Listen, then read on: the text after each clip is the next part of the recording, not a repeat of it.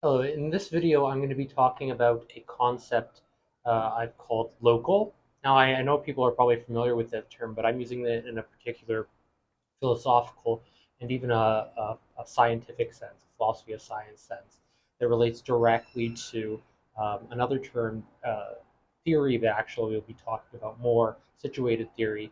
Um, and local directly relates to more of this philosophy of science. So it's a little bit, it's not exactly part of the theory, but it is situated to the theory, so it's connected to the theory.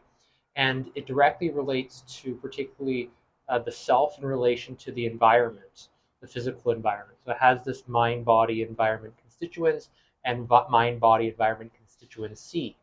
And local, the way I define it, it's being in the here and now and everything that's within our basically our surroundings, direct surroundings, and in particular our environmental surroundings.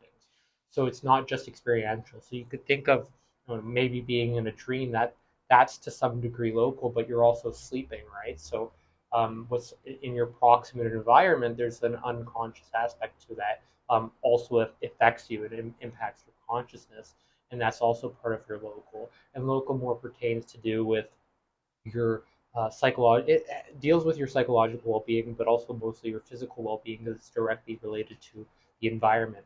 And when we discuss the body, we often also are talking about aspects of the environment that are also directly related to the mind. So this has more to do with the mind, body, environment constituencies. So local again is has to do with the here, now, and present. But it's not just always concerned with the present because we can also think of future-oriented thinking that happens in the moment now, and that's also local. So when you're daydreaming or you're prospecting or you're future forecasting, this is something that's happening within local. You're thinking about particular locations. You're thinking about, and this is direct to your experience and your perception. And that's basically what really defines local, and it directly impacts your well-being.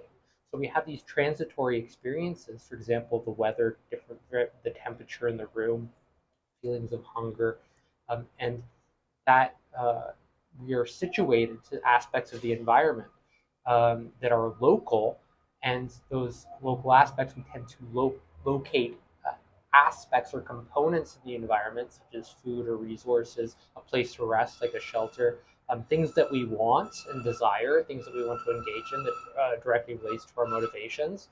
So maybe we see something that's interesting and we want to engage in it, or there's something that we enjoy doing, or maybe say that you're more of a fitness enthusiast and you go to the gym and you see a piece of workout equipment that you haven't seen before, and then you go to explore it and engage that's something that's within your local, and it activates your situated self in relation to local.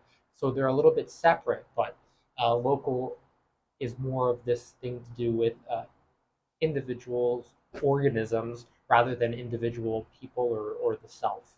So they're a little bit distinct, and it has more to do with this in regards to an evolutionary context or a motivational context, particularly also a motivational context of well-being, how that directly supports our well-being. And that's pretty much all I wanted to say about local for this video. I'll be discussing it a little bit more, and you can read about it in my upcoming book, A Philosophy of Healthy Skepticism, as well.